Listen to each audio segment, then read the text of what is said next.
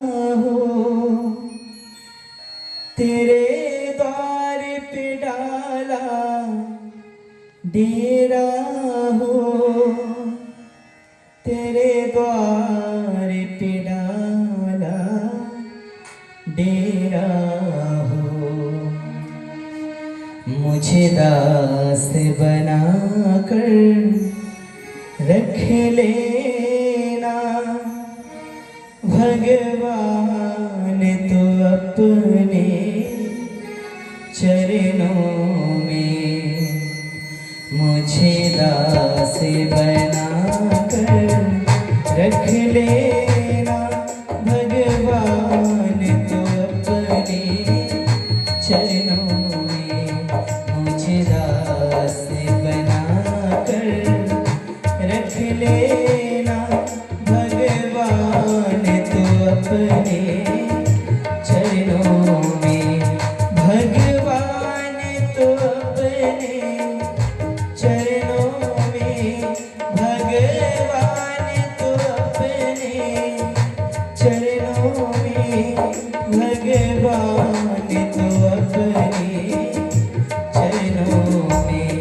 मुझे दास बना कर रख लेना भगवान, तो अपने चरणों में।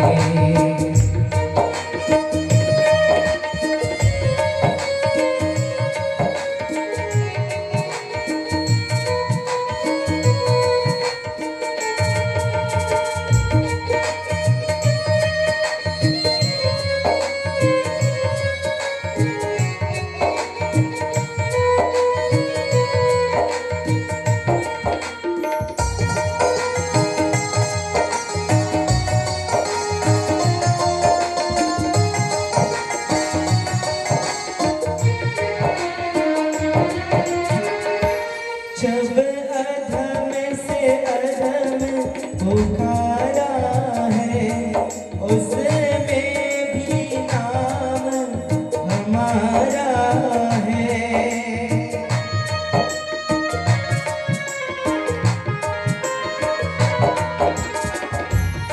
जब अधम से अधम पुकारे हैं, उसमें ही नाम हमारा है, उसमें ही नाम हमारा है।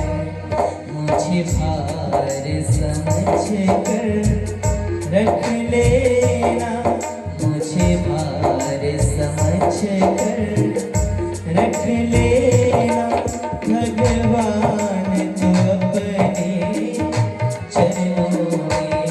मुझे दास बना कर रख लेना, मुझे दास बना कर रख लेना भगवान, तो अपने चरणों में। घनश्याम तो अपने चरणों में, भगवान तो अपने चरणों में।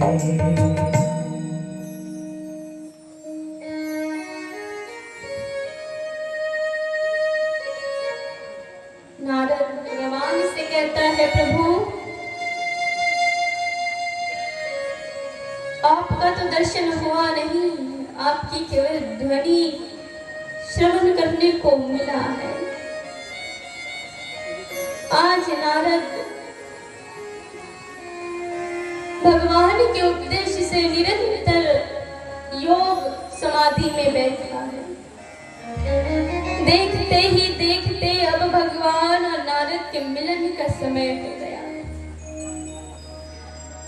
नारद ने अष्टांग योग विधि के द्वारा प्राणायाम किया और अपने देह को छोड़कर परमात्मा में लीन हो गए।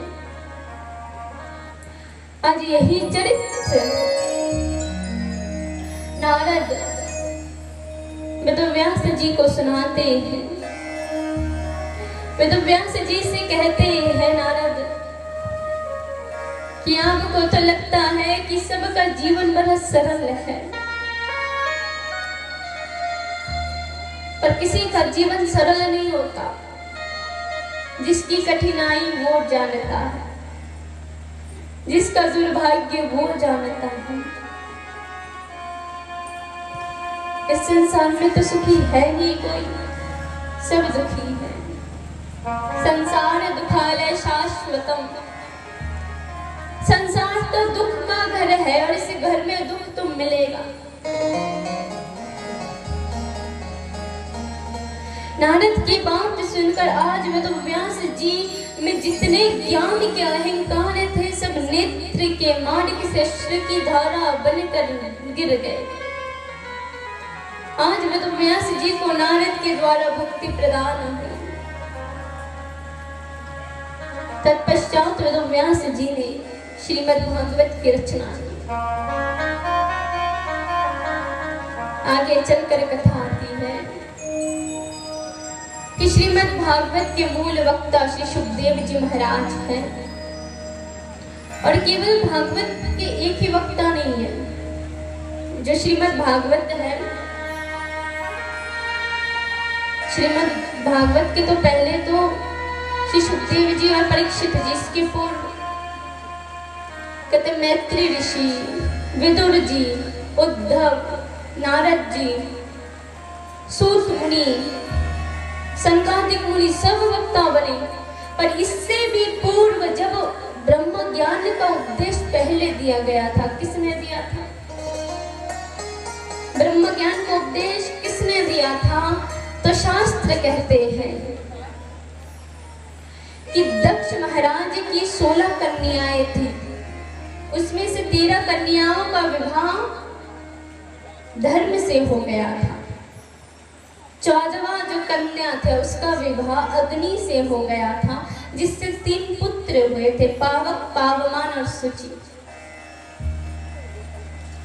और 15वां कन्या का विवाह जिसका नाम था स्वधा, स्वधा का विवाह हुआ था पितरों से।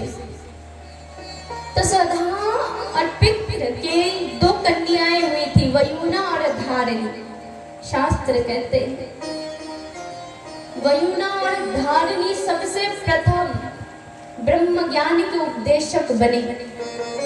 इससे पहले संसार को किसी ने ब्रह्म ज्ञान नहीं दिया था। वयुना और धारिणी ने 70,000 वर्ष ब्रह्मा देव की उपासना की थी। उपासना करने के पश्चात ब्रह्मा देव ने उन्हें आशीर्वाद दिया था, वरदान दिया था। तत्पश्चात ब्रह्म के वरदान से ब्रह्म ज्ञान के उपदेशक बने वयुना और धारिणी। और कहते हैं श्रीमद् भागवत में जो कथा शिव जी सुना रहे थे मां पार्वती को, वह कथा इससे थोड़ी भिन्न थी, अलग थी, इसलिए उसे अमर कथा कहा गया है। आगे चल के श्रीमद् भागवत में मूल वक्ता के रूप में श्री सुखदेव जी को माना गया कि श्री सुखदेव जी 16 वर्ष की उम्र में श्रीमद् भागवत परीक्षित को श्रवण कराया।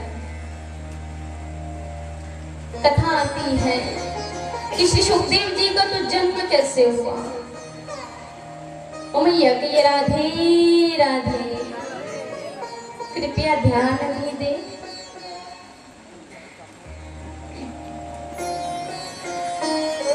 कहते हैं यह सुख कौन था, कहां से आया था?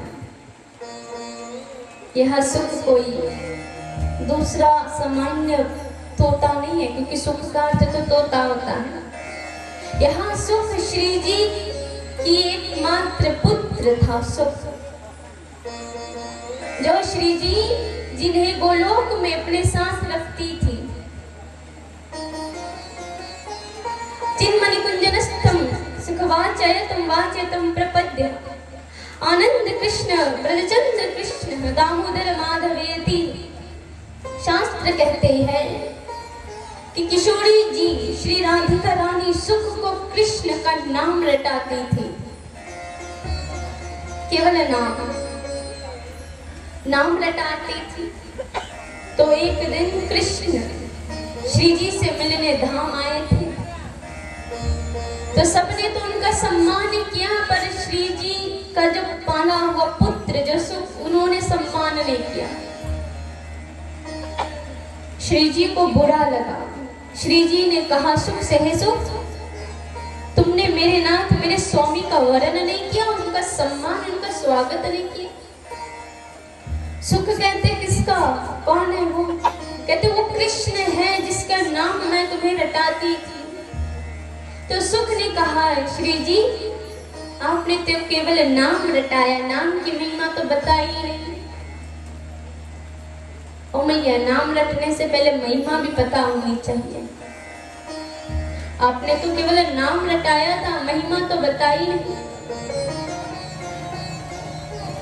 तो श्री जी ने कहा, यदि तुम महिमा जानना चाहते हो तो मेरे पास मेरे साथ मत रहो। तुम इस धाम को छोड़कर तुम भगवान के नाम की महिमा श्रवण करने भूलोक में जाओ। तो आज वही सुख वैकुंठ का त्याग करके आज कैलाश पर्वत की सर्वोच्चतम शाखा में विराजे हैं, एक अंडे के भीतर प्रवेश करके। इधर मैया गौरी को शिव जी कथा सुना रहे थे। गौरी मैया तो सो गई, परंतु सुख सुनता रहा। जब 7 दिवस की कथा पूर्ण हो गई, श्री शिव जी नेत्र खोले तो देखते मैया तो सो गई, पर कथा कौन सुन रहा था? तो कथा श्री सुख जी सुन रहे थे। भगवान को क्रोध आया, क्योंकि बिना अनुमति की कथा सुनना उचित नहीं है। शिव ने कहा, तुमने बिना अनुमति की कथा का श्रवण किया, तुम्हें मृत्यु दंड मिलेगा। शिव जी ने अपने त्रिशूल को छोड़ दिया सुख के पीछे। सुख 3 लोक में भ्रमण कर रहा है, कहाँ जाकर अपने प्राणों को बचाए। सुख मन ही मन सोच रहा है, बताओ दैत्य से दानवों से यदि प्राण संकट में पड़े तो देवताओं के पास जाते हैं। देवताओं से यदि प्राण संकट में पड़े तो भगवान के पास जाते हैं। और मैया, जब भगवान से प्राण संकट में पड़े तो तब किसके पास जाए? कहते हैं जब भगवान से असुरक्षा मिले, प्राण का संकट मिले, तो ब्रह्म ऋषियों के पास जाओ। तो ब्रह्म ऋषि कौन? कहते हैं सुख ऊपर से भ्रमण करते करते बद्रिका धाम में जाते हैं तो देखते हैं वेदव्यास जी का आश्रम।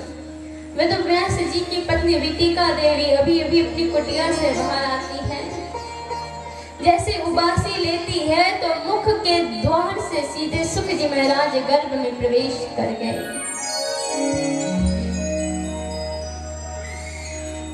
इधर त्रिशूल पीछे पीछे। जैसे ही गर्भ में प्रवेश कर गए तो वही त्रिशूल भगवान का छोड़ा हुआ वितिका देवी के सामने आके खड़े हो गए।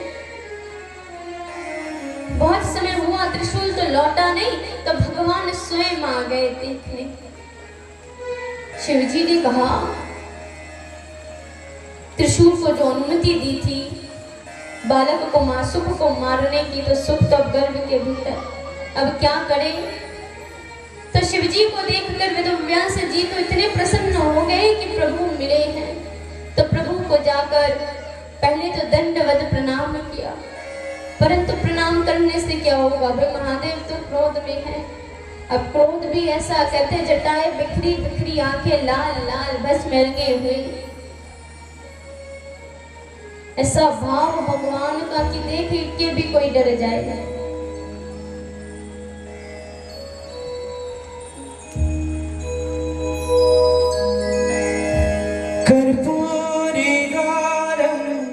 करुणावतारं संसारे सारं भुजगेन्द्रहारं सदा वसन्तं हृदयारविन्दे भवं भवानी सहितं नमामि। हर हर शंभो शंभो शिव महादेव।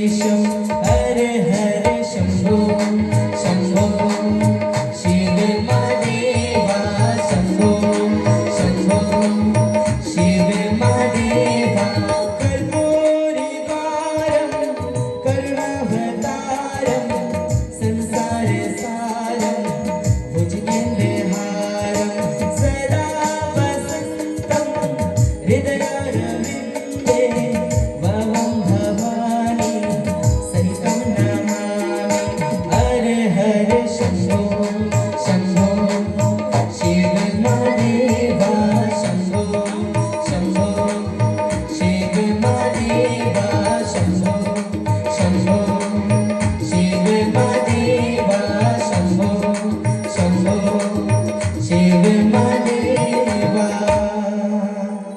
बोले गौरी शंकर भगवान की, नीलकंठ भगवान की। एक बार प्रेम से बोलिए और एक बार।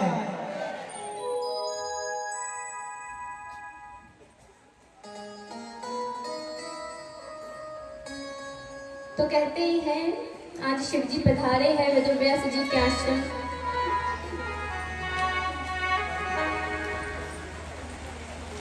शिव जी कहते हैं वेदव्यास जी से कि हम यहाँ आपसे मुलाकात करने नहीं आए, हम यहाँ आपसे मुलाकात करने नहीं आए। तो कहते किस लिए आए हैं? कहते हम यहाँ एक चोर को लेने आए हैं जिसने हमारी अमर कथा चुराई है। अमर कथा? कहते हाँ। कहते कौन? कहते एक सुख जो मेरी भागवत कथा छुपकर सुना, तत्पश्चात वह आपके आश्रम में आके छिप गया। आप मुझे उसे दे दीजिए, मैं उसे लेके कैलाश जाऊंगा। तो वेदव्यास जी ने कहा अब आ तो गया, अब पत्नी देवी के गर्भ में भी प्रवेश हो गया, वो कहाँ से दे? आप थोड़ा प्रतीक्षा करिए, हम दे देंगे। शिव जी ने कहा ठीक है, तो हम 1 वर्ष की प्रतीक्षा करते हैं, क्योंकि एक बालक जो बालक होता है प्रसव होने में तो 1 वर्ष लगता है। कहा ठीक है, तो आप 1 वर्ष प्रतीक्षा कीजिए। भगवान शिव 1 वर्ष के लिए समाधि धारण किए। 1 वर्ष बाद ओ मैया ध्यान से सुनो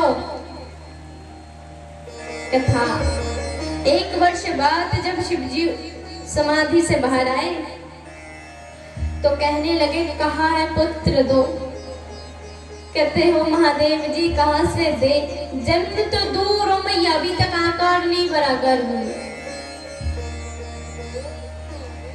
शिव जी कहती भाई अजीब बात है, अभी तक आकार नहीं बड़ा, अब क्या करें? शिव जी कहने लगे भाई मैं अधिक समय अपनी गौरी से तो दूर नहीं रह सकता, अब मैं चला अपने धाम, परंतु इस बालक को मैं आशीर्वाद देके जाता हूँ कि यह बालक भविष्य में संसार को भक्ति मार्ग दिखाएगा।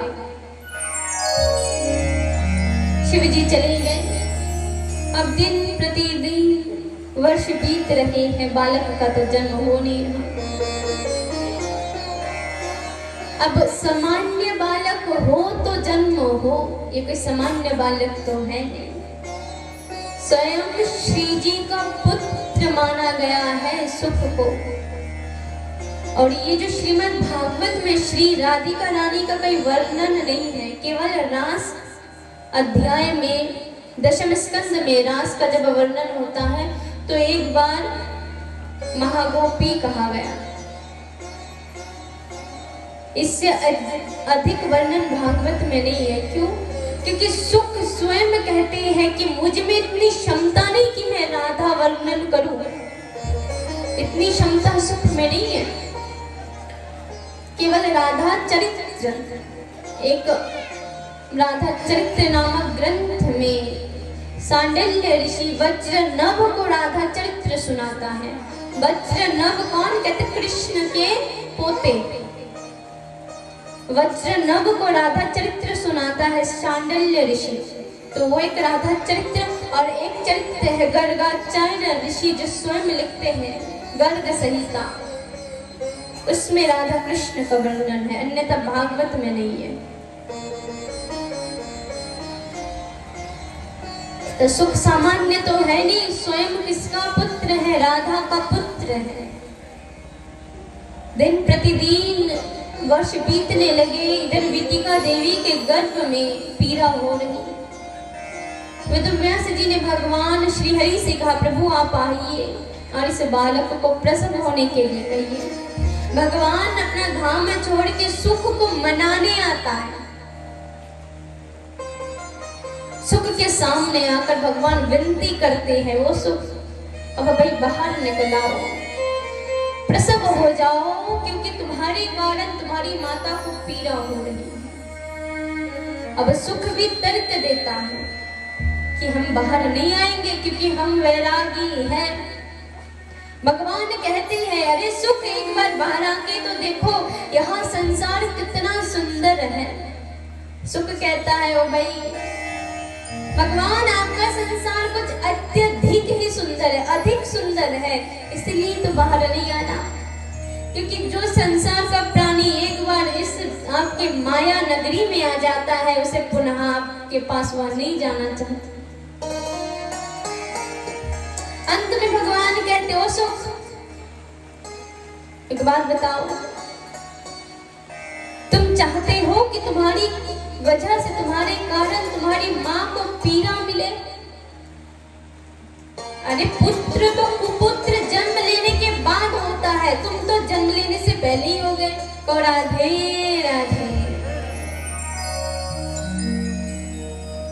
अंत में सुख कहता है, ठीक है प्रभु मैं बाहर आऊंगा, परंतु एक शर्त है कि मैं जिस समय बाहर आऊं उस समय आपको माया रोकनी पड़ेगी। यदि हम कहे भगवान से, भगवान माया रोक दो, रोकेंगे? नहीं रोकेंगे।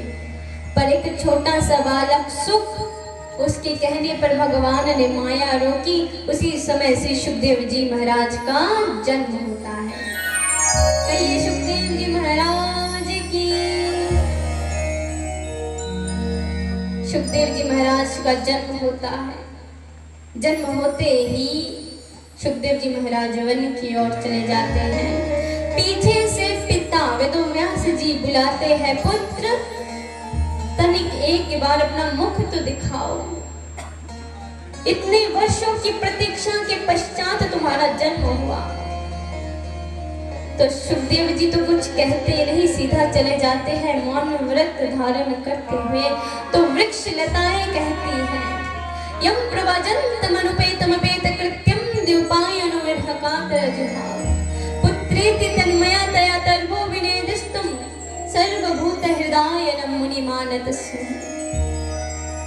कहते हैं श्री सुखदेव जी इतने वैरागी कि पीछे से वेदव्यास जी कातर होकर सुख सुख कहते हुए चिल्लाते हैं।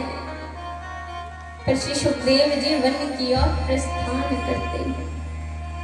12 वर्ष कहते सुखदेव जी का जन्म 12 वर्ष में होता है, और जब उनकी आयु 16 वर्ष की होती है तब वह परीक्षित को कथा सुनाते हैं। हम एक बात कहते हैं क्या कि अभी उम्र नहीं हुई भगवान की कथा कहने या सुनने की।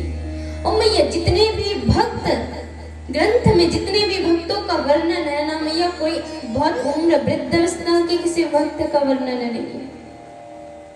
ध्रुव की आयु केवल 5 वर्ष की, प्रहलाद की आयु 5 वर्ष की, नारद की आयु 7 वर्ष की, सूत मुनि जिन्होंने 88,000 ऋषियों को नैमिषारण्य में कथा सुनाई, उनकी आयु 20 वर्ष की, और श्री सुखदेव जी महाराज केवल 16 वर्ष। श्रीमद् भागवत कहते, श्रीमद् भागवत की महिमा में कहते हैं समाज को शांति और युवाओं को जो क्रांति प्रदान करे वो श्रीमद् भागवत है। और आजकल भागवत के लिए तो अधिक उत्साहित युवा भाई लोग ही रहते हैं। तो आगे चल के इसी प्रकार सुखदेव जी की महिमा का वर्णन आता है। दूसरी और कथाओं में आता है कि ये तो हुए वक्ता, वक्ता का अर्थ होता है बोलने वाला, जो बोलता है, कथा कहता है, उसे वक्ता कहते हैं। और अब बात करेंगे श्रोता की, क्योंकि बस कहने वाला, किसी ने बहुत सुंदर बात कही है कि भागवत केवल वक्ता के होने से नहीं होता, श्रोता भी आवश्यक है। जैसी श्रोता वैसी वक्ता। और श्रीमद् भागवत में दोनों का समर्पण होना आवश्यक है। केवल वक्ता बोल के चले जाए, उमैया इससे कुछ नहीं होता, सुनना पड़ता है। और हमारे जीवन की तो एक ही लक्ष्य है कि किसी तरह मेरी किसी एक बात को यदि किसी ने अपने जीवन में धारण किया, उस एक बात को, उस एक शब्द को उसने अपने जीवन में उतारा और अपने जीवन को भगवत लायक बनाया, तब जाके मेरी कथा सार्थक होगी। वरना इसका क्या लाभ है कि हम कह के चले जाएं, आप करें ना करें, आपकी इच्छा, आपकी मर्जी। श्रीमद् भागवत पाठशाला है जहाँ पढ़ाया जाता है क्या जीवन कैसा होता है, जीवन को कैसे जिया जाता है। इसे पाठशाला के रूप से श्रवण करना चाहिए कि हम पाठशाला में आए हैं, हम पाठशाला में पढ़ेंगे, हम पाठशाला में श्रवण करेंगे, तब जाके सार्थक होगा। वरना तो वही बात बड़े बड़े ज्ञानी कह गए, मौखिक ज्ञान नहीं व्यवहार, ऐसी शिक्षा को धिक्कार। क्या कहते हैं कि मौखिक ज्ञान को यदि आपने अपने जीवन में व्यवहार ही नहीं किया तो ऐसी शिक्षा का क्या लाभ। केवल सुने कि जब तक एरिया में है भाई तब तक राधे राधे, एरिया से बाहर गए राधे राधे गए, भागवत भी गए, देवी जी आई थी कथा सुनाने, अब अपने साथ कथा भी ले गई। नहीं भैया, हम सुनाने से अधिक देने आए हैं। 3 दिन हम देंगे, आप जितना ले सको। 3 दिन हम आपको ज्ञान, हम तो अधम प्राणी है, बस भगवान की थोड़ी बहुत बात इधर उधर से सुनी वही बताते हैं। हरि अनंत, हरि कथा अनंत, हरि भी अनंत है, हरि की कथा भी अनंत है। तो भाई उस अनंत हरि की कथा हम कह सके, इतना योग्यता, इतनी लायक तो है ही नहीं, अबोध प्राणी है। और उम्र तो आपने देखी होगी भाई, नादान उम्र। और हमारी जितनी उम्र की तो आपके घर में नाती पोते होंगे, है ना? हाँ, हमारी उम्र की तो नाती पोते होंगे, किसी की बेटी होगी, कहिए राधे राधे। तो 3 दिन हम आपसे कहेंगे, और इस 3 दिन में हमें नहीं पता, हमें ज्ञात नहीं कि इससे पहले कौन आया था, किसने कथा सुनाई, कैसी सुनाई, नहीं, उससे कुछ नहीं। 3 दिन हम भगवान की कथा कहेंगे। इस 3 दिन में केवल एक शब्द नहीं, केवल एक ब्रह्म ज्ञान नहीं, बहुत से अपार ज्ञान हम देंगे। अब इनमें से किसी एक शब्द, किसी एक वाणी को अपने जीवन में लक्ष्य बनाइए और उस लक्ष्य को अपने जीवन में ढालिए और उसके आधार पर चलिए। तो मैया मुक्ति के लिए तो 2 घड़ी समय भी बहुत है, मुक्ति के लिए 7 दिन भी बहुत है। 2 दिन में मुक्ति मिली थी, बता। सुकांत महाराज को रामायण में कहा गया, सुकांत महाराज को राम ने श्राप दिया था, सुकांत महाराज को, और कहा था केवल 2 दिन है तुम्हारे पास। सुकांत महाराज ने 2 दिन में अपना जीवन, अपनी मृत्यु सुंदर बना ली थी। हमारे पास तो अपार दिन भरे पड़े हैं। जितना समय है, जितनी घड़ी है, उतने में ही भगवान का नाम लीजिए, भगवान का स्मरण कीजिए। तो इसी प्रकार आगे चल के महान श्रोता के रूप में परीक्षित का वर्णन आता है। कौन महान श्रोता? परीक्षित। केवल एक बार श्रवण किया था, एक ही वक्ता, एक ही 7 दिन, उसी में मुक्ति मिल गई थी। हम तो बहुत से वक्ताओं के मुख से कथा श्रवण करते हैं, बहुत से 7 दिन हमारे बीत गए, ओ मैया मुक्ति ना मिली। तो महान श्रोता कौन? कहते हैं परीक्षित।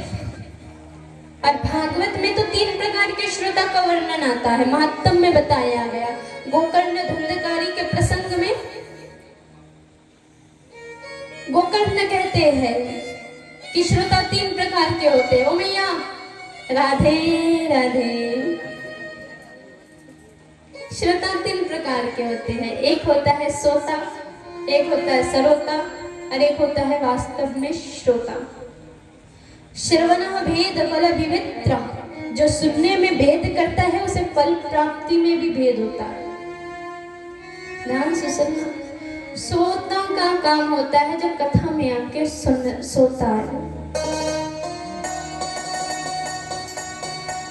पाप लगता है इससे, जो कथा में आके सोता है। और दूसरा कहा गया सरोता। और मैया सरोता का अर्थ क्या होता है पता है? सुपारी जिससे काटते हैं, सरोता। सरोता का काम होता है काटना कटाना। अब काटना कटाना अर्थ क्या होता है?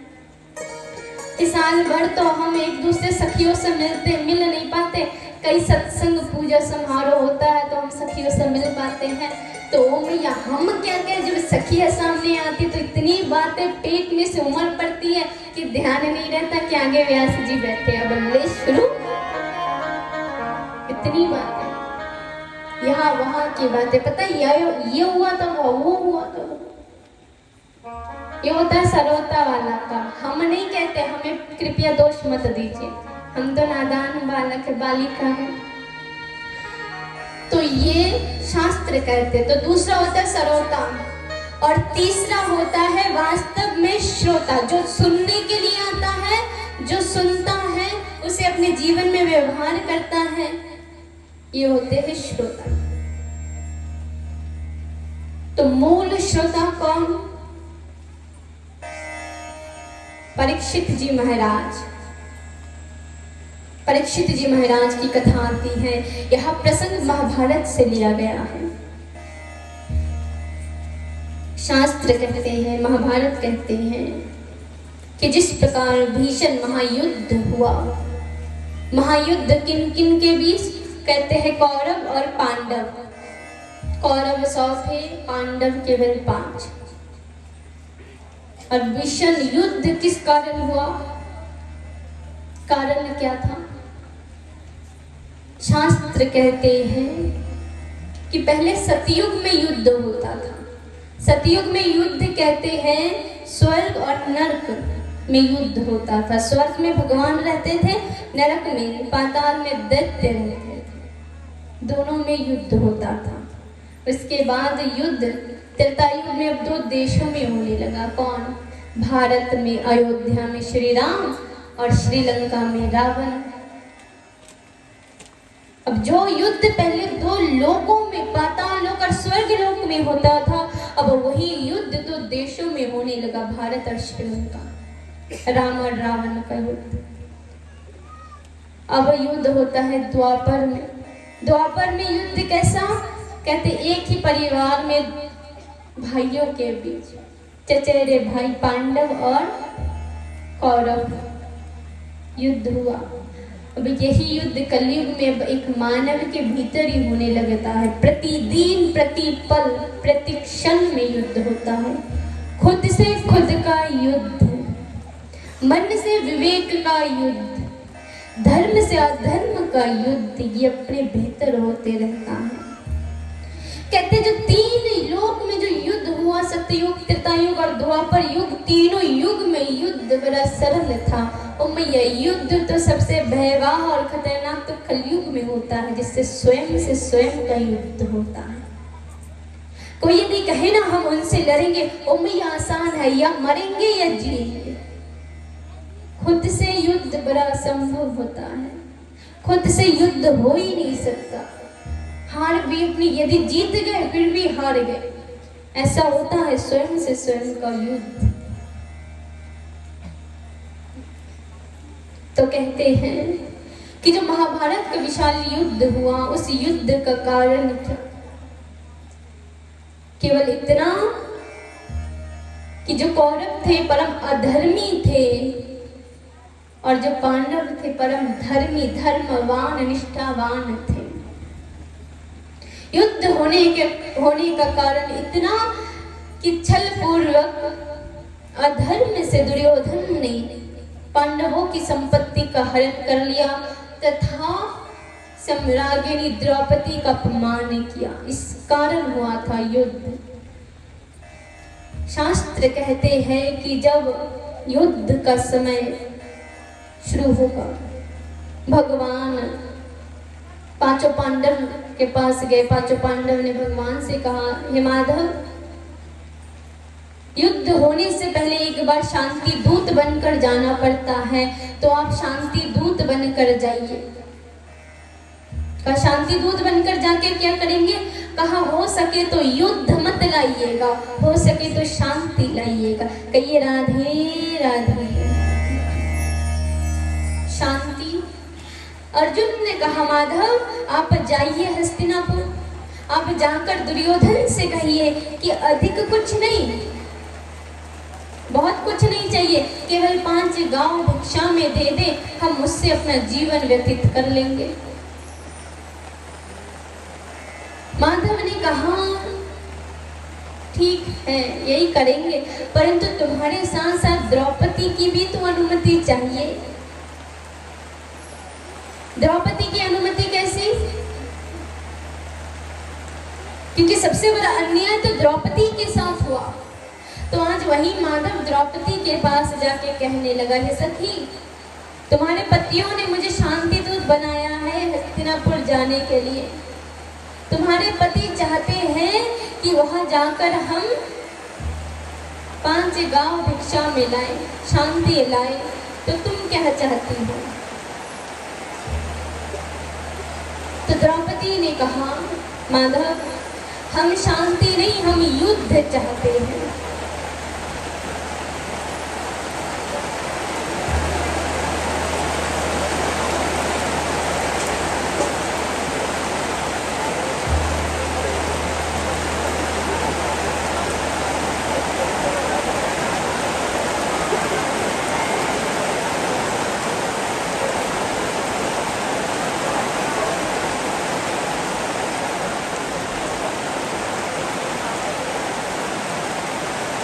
द्रौपदी ने कहा, माधव हम शांति नहीं, हम युद्ध चाहते हैं। माधव ने कहा, द्रौपदी तुम युद्ध चाहती हो तो सुनो, युद्ध से पहले युद्ध में क्या क्या होगा हम तुम्हें ये बताते हैं। द्रौपदी ने कहा, क्या? कहते युद्ध तो चाहती हो, परंतु इस युद्ध में भयानक विनाश होगा और इस विनाश में केवल दूसरों की क्षति नहीं होगी, तुम्हारी भी क्षति होगी। द्रौपदी ने कहा, कैसी क्षति? कैसी क्षति होगी? फिर कृष्ण ने कहा, द्रौपदी इस महायुद्ध में तुम्हारे जो 6 पुत्र हैं सब के सब मृत्यु को प्राप्त हो जाएंगे।